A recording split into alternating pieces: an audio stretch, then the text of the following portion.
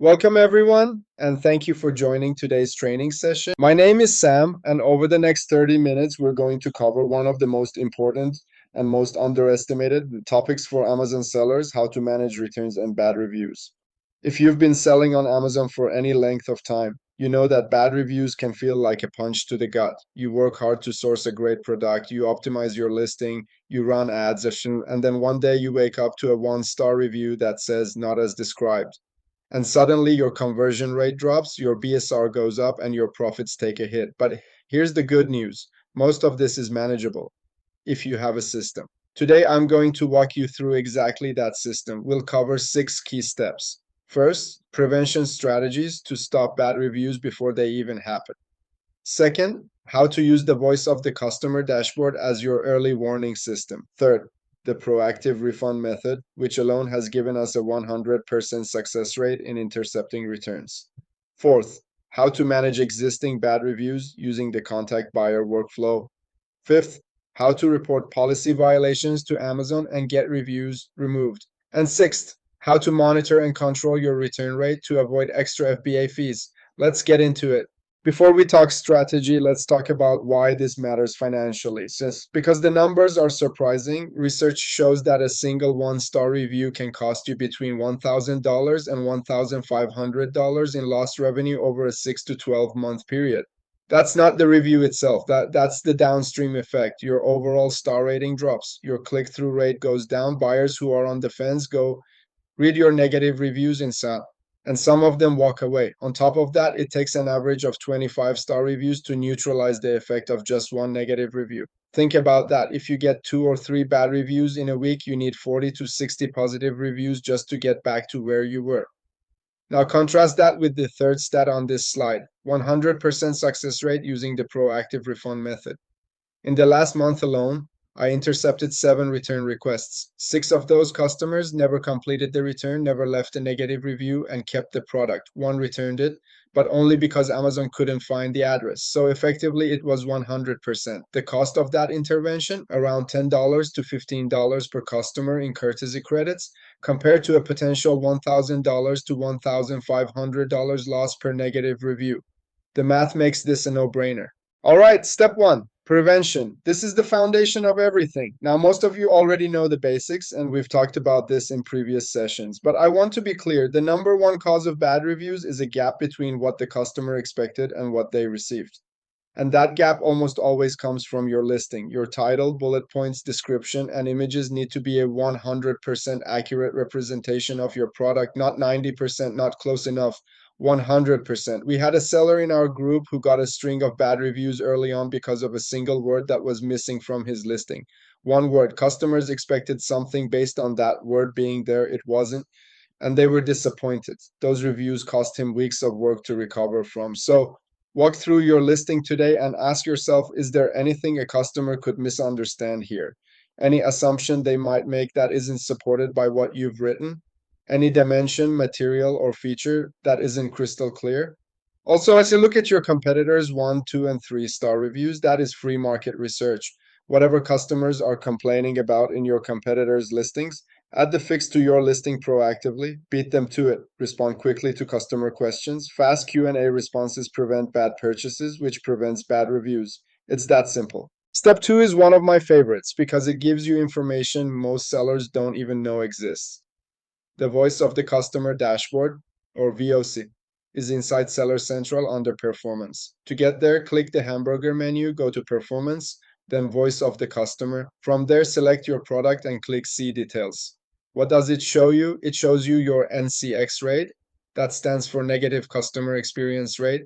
It shows you the specific reasons customers are unhappy, and it compares your performance to category benchmarks. Here's why this is powerful. The VOC dashboard updates in near real time. When a customer clicks the return button and fills out Amazon's return reason form, that information appears here before the customer has even packaged the item to send it back. That means you have a window of opportunity. You can see that a customer is unhappy, reach out proactively, and resolve the situation before it ever becomes a negative review or a completed return. I personally check this dashboard twice a day, once in the morning and once in the afternoon. It takes about 60 seconds each time, and those 60 seconds have saved me from dozens of negative reviews. Think of the VOC dashboard as your early warning radar. If something is going wrong with your product or listing, it shows up here first. Now we get to step three, and this is probably the most impactful single tactic I'm going to share with you today, the proactive refund method. Here's how it works. The moment a customer clicks return on Amazon, before they've even packaged the item, that return request shows up in your manage returns queue. You can find it under the hamburger menu, then orders, then manage returns. Here's what I do. I check this queue twice a day. The moment I see a new return request, I go straight to it. I click the order ID. And before I do anything else, I issue a full refund immediately. I don't wait for the item to come back. I don't wait to see what happens. I refund immediately. But here's the second part, the part that makes this work so well. In the refund form, there's a field where you can add an additional amount beyond the purchase price. This is called a courtesy credit. I add between $10 and $15 on top of whatever they paid. Then I write them a personal message, something like, I'm so sorry this happened. I've immediately issued a full refund plus a $10 courtesy credit as an apology. You're welcome to keep the item. No need to return it. If there's anything else I can do, please let me know. And then I submit. In the last month, I sent this to 7 customers. 6 of them canceled their return entirely. They kept the product, no negative review, no return cost. The seventh returned it, but only because Amazon couldn't deliver it back to them. 100% prevention rate on a $10 to $15 investment per customer. I want to pause here and walk through the math because some sellers hesitate when I tell them to add $10 or $15 on top of a full refund. Let's say a customer paid $36.36 for your product. You're refunding $36.36. You add a $10 courtesy credit on top. Your total out of pocket is $46.36 compared to what? A single one-star review that, based on industry research, will cost you $1,000 to $1,500 in lost sales over the next 6 to 12 months. Your ROI on that $46 investment is somewhere between 20 and 30 times. Don't let your hand shake on the $10 bill. It is the best money you'll spend in your business this month. Now, the message template on this slide is what I actually use. I have it saved in Seller Central so I can send it in about 30 seconds. One critical warning: do not ask customers to leave you a positive review. Do not say, please change your rating to 5 stars. Amazon's AI is actively scanning messages for this type of language, and you will receive a warning or worse. What you can say is something like, if our customer service was satisfactory, we'd appreciate your feedback. Keep it neutral. Let the customer decide. I personally use the word feedback rather than review because Amazon is slightly less sensitive to that term. Okay, so we've covered prevention and we've covered intercepting returns before they become reviews. But what about reviews that have already been posted? That's step four, and it's done through the contact buyer feature inside customer reviews. Here's how to get there. Hamburger menu, brands, customer reviews. Once you're there, filter by 1 star, 2 star, and 3 star reviews. Don't bother with 4 and 5 stars. Amazon doesn't allow you to contact those buyers through this feature. When you click on a bad review, you'll see an option that says contact buyer. Click that and you'll get two options, buyer support or full refund. I always choose full refund. Amazon will pre-fill a message for you. But you can customize it. I use the same template we talked about in the previous slide. Apologize, mention the refund, add the courtesy credit amount, and leave your name. Now, here's the important part. Don't expect an immediate response. Amazon's review system takes 2 to 4 days to reflect any updates. So after you send the message, wait at least 3 to 4 days before checking if the review has been updated. If it hasn't been updated after 4 days, send the message again and again. I've personally sent follow-up messages up to 4 or 5 times for a single review. And in several cases, the customer updated their review after the fourth or fifth contact. The success rate here is 20 to 40%. That means about 1 in 3 to 1 in 5 customers who receive this message will update or remove their review. That's significant. And even if they don't remove it, if they upgrade from 1 star to 3 stars, that's still a major win, as we'll see on the next slide. Also, save your message as a template under Manage Case Templates at the top of the page. Set it up once and reuse it with one click every time. This slide is about understanding the math behind star ratings because it changes how you think about the goal. Most sellers think, I want that 1 star review removed. And yes, that would be ideal, but that's not always possible. So let's think about this differently. If your average rating is 4.5 stars and you receive one star review, you need to collect between 7 and 10 new 5-star reviews just to bring your average back to where it was. But if that same review gets upgraded to 3 stars, you only need 3 to 5 new 5-star reviews to recover. That's less than half the work. This is why even a partial win, getting someone to go from 1 star to 3 stars, is worth pursuing aggressively. It cuts your recovery burden in half. And the way you get that upgrade is exactly what we just talked about: the contact buyer workflow, the full refund, the courtesy credit, and the polite follow up messages. The mindset shift here is important. You're not just trying to remove bad reviews, you're trying to minimize their impact, and upgrading a 1 star to a 3 star is a meaningful, measurable win for your listing health. Step 5 is about using Amazon's own reporting systems to get policy violating reviews removed. Now, I want to be clear up front. The success rate here is low, somewhere between 5 and 10%. Most reviews won't qualify for removal, but for the ones that do, it's absolutely worth pursuing. What qualifies for removal? Amazon's terms of service are actually pretty specific. Reviews can be reported if they contain profanity or inappropriate language, if they mention a competitor by name, if the complaint is about Amazon's shipping service, not about your product itself, if they include personal attacks on the seller, if they contain discriminatory content, and importantly, if you believe there's been a coordinated attack from a competitor, you have two pathways to report. First, through Seller Central, go to Account Health, find Report Abuse, and select the appropriate category. Add the review URLs, up to 10 at a time, plus your ASIN, order IDs, and an explanation. Second, through brand registry at brandregistry.amazon.com.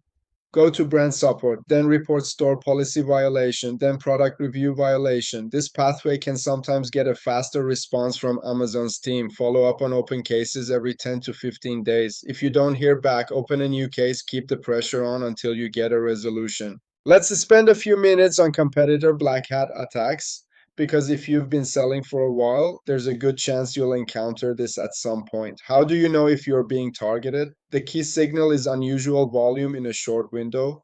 If your typical negative review rate is 1 per 100 orders, about 1%, and suddenly in a single week you're getting 10 or 15 negative reviews, that's not random. Something is orchestrated. We've seen this happen to sellers in our community. One day everything is fine, then, over 5 to 7 days, a flood of 1 star reviews arrives, all with similar phrasing, all targeting the same aspects of the product. When you suspect a coordinated attack, here's what to do: go to brand registry, open a support case, and make your case as data driven as possible. Don't just say, I think I'm being attacked. Instead, write something like, it's between January 2nd and January 10th, I received 12 negative reviews. My historical rate over the past 90 days was less than one negative review per week. This represents a dramatic spike concentrated in an 8-day window, which is statistically inconsistent with organic customer behavior. Use numbers, use percentages, use timeframes. And if you're not confident writing this kind of business case, use ChatGPT to help you draft it. The more documentation you provide, the stronger your case. Step 6, return rate management. This is an area that many sellers don't pay close enough attention to until Amazon starts charging them extra fees. Here's how it works. For each product category, Amazon sets a return rate threshold. If your return rate stays below that threshold, your standard FBA fees cover the cost of managing returns, no additional charge. But if your return rate goes above that threshold, Amazon charges you extra per unit returned beyond the limit. For example, on one of the accounts I managed, the threshold for that category was 8.1%. For every return above that threshold, there was an additional charge of $3.70 per unit. To find this information, go to the hamburger menu, then orders, insights, and opportunities. From there, you'll see your return rate dashboard. It shows your 90-day return rate, how it compares to the category threshold, and if you're over the threshold, how much you've been charged. Check this every single month. If you see charges appearing, you need to understand why and fix it immediately. Let me show you one more dashboard that gives you deeper insight into your individual returns. The FBA customer returns page. You'll see three main statuses on this page. First, return started. The customer clicked return but has not yet shipped the item back. This is your golden window. If you catch this status, apply the proactive refund method immediately. You can still stop this return in its tracks. Second, customer damaged, unfulfillable. The item came back in a condition Amazon can't resell.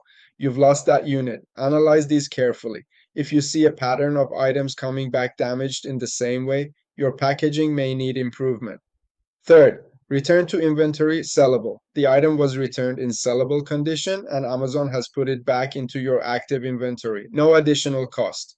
If a lot of your returns are coming back sellable, that's a signal the issue isn't product quality, it's expectation management. Fix your listing. Use this page monthly to understand your returns at the individual order level. All right, let's bring everything together into a practical operating rhythm. The key insight here is that managing reviews and returns isn't a one-time project. It's a daily, weekly, and monthly habit. If you build the habit, the results compound over time. Daily. Start your morning by checking the VOC dashboard, 60 seconds. Check your managed returns queue.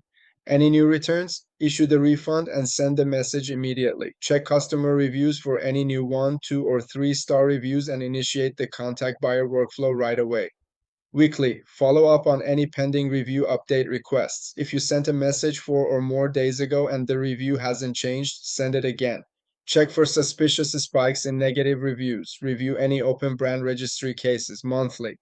Pull up your return rate dashboard. Are you under the category threshold? Study the return reasons pie chart. What are the top 3 reasons customers are returning your product? Each one is an action item.